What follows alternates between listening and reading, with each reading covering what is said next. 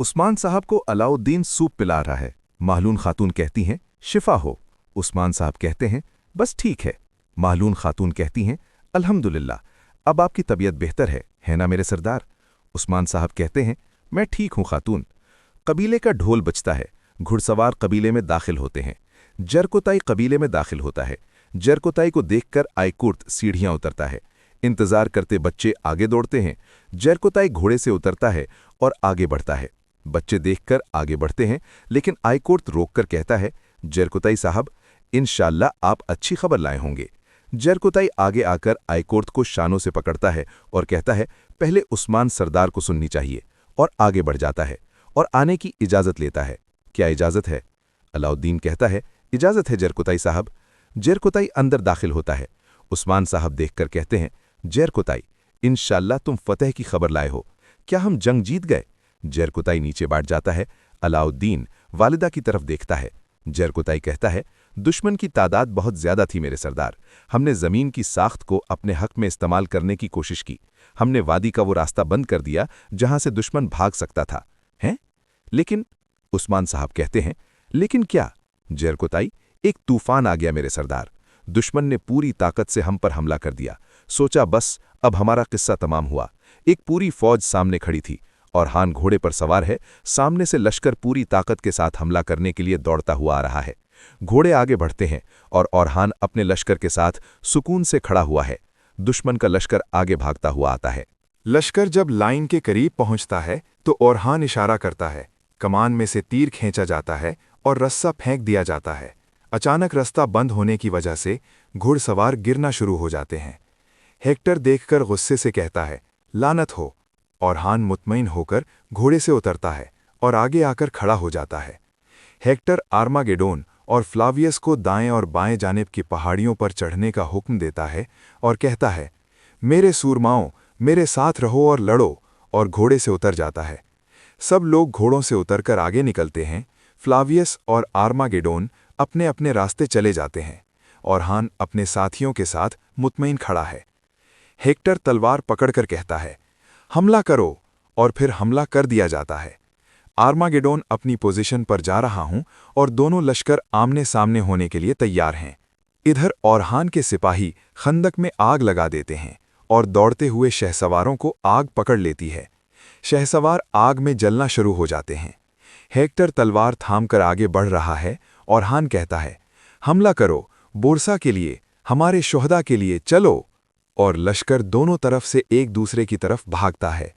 اورحان آگ کو پھلانگ کر دوسری طرف آ جاتا ہے اور جنگ شروع ہو جاتی ہے۔ اورحان اور ہیکٹر آمنے سامنے ہوتے ہیں۔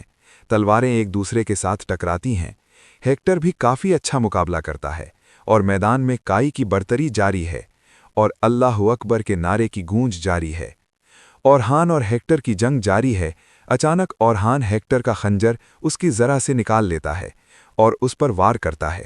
اس کے دل سے نیچے پسلی میں خنجر گھونپ دیتا ہے۔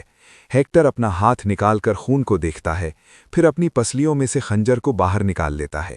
اورحان دوسری طرف مصروف ہو جاتا ہے۔ ہیکٹر بھی جنگ کرنے میں مصروف ہو جاتا ہے۔ جرکوتائی آگے بتاتا ہے انہوں نے ایسے حملہ کیا جیسے کبھی عقاب کے پنجوں میں پھڑپھڑا رہا ہو، لیکن بائیں بازو پر شاہین شاہ صاحب اور اوجی صاحب موجود تھے۔ شاہین شاہ کہتا ہے رکو، وہاں ایک اور طوفان کھڑا ہوا ہے۔ وہ دشمن کی طرف دیکھ کر کہتا ہے رکو، دشمن ان کی طرف بڑھ رہا ہے۔ شاہین شاہ کمان کھینچ کر کہتا ہے اب اور ابھی، اور بڑھتے ہوئے دشمن پر تیروں کی بارش کر دی جاتی ہے۔ تیروں کی بارش کے بعد ہے حملہ۔ شاہین شاہ بھی کہتا ہے حملہ کرو، اور دونوں لشکر آمنے سامنے ہوتے ہیں۔ شاہین شاہ کا لشکر بھی دشمن پر ٹوٹ پڑتا ہے اور ایک ایک کر کے سب کو واصل جہنم کرتے جا رہے ہیں۔ اس کے بعد جرکوتائی عثمان صاحب کو بتاتا ہے اورحان صاحب کے پاس دشمن کی ہر چال کا توڑ موجود تھا۔ اس دفعہ انہوں نے کافروں کا رخ دائیں بازو کی طرف موڑ دیا، لیکن وہاں بوران صاحب اور ان کے سپاہی موجود تھے۔ بوران کے پاس بڑے بڑے پتھر موجود تھے۔ بوران پتھروں کو دشمن پر پھینکنے کا حکم دیتا ہے۔ بڑے بڑے پتھر دشمنوں پر پھینکے جاتے ہیں۔ وزنی پتھروں نے سورماؤں کو کچل دیا۔ بہت سے شاہ سواروں کو پتھروں کے ذریعے کچل دیا گیا تھا۔ اس کے بعد بوران حکم دیتا ہے کہ ان میں سے کسی کو بھی जिंदा मत छोड़ो। इनकी क़यादत के लिए फ्लावियस होता है। शाहसवार आगे आते हैं और एक एक करके सबको ख़त्म कर दिया जाता है। फ्लावियस भी शाहसवारों को मारना शुरू कर देता है। बोरान की क़यादत में सिपाही एक शानदार जंग लड़ रहे थे। जंग अभी जारी है।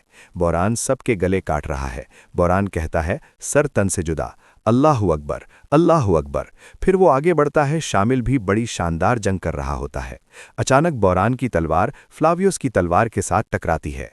बोरान फ्लावियस को देखकर कहता है, तुम एक शरीफ आदमी हो, बिल्कुल अपने बाबा की तरह, तुमसे यही तवक्को थी, और अपना हाथ आगे बढ़ाता है। लेकिन फ्लावियस उसका हाथ देखता रहता है और आगे नहीं बढ़ाता है और कहता है, इसके बाद का काम तुम्हारा है, और लश्कर की तरफ देखकर कहता है, मैं एहतियातन यहाँ से गायब हो जाता हूँ, और चला जाता है। बोरान अपना हाथ रोककर खड़ा रहता है।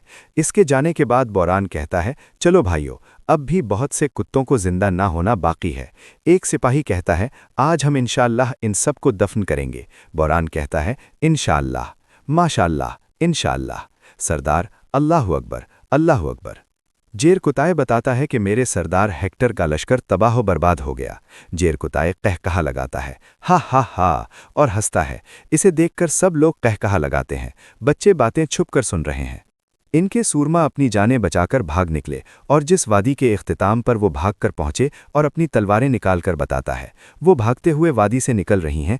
आगे से जेर कुताए में बजाते खुद वहां मौजूद था और डरे हुए शाहसवारों को देखकर कहकहा लगाता है, हा हा हा। खौफ उनके चेहरों पर नजर आ रहा था।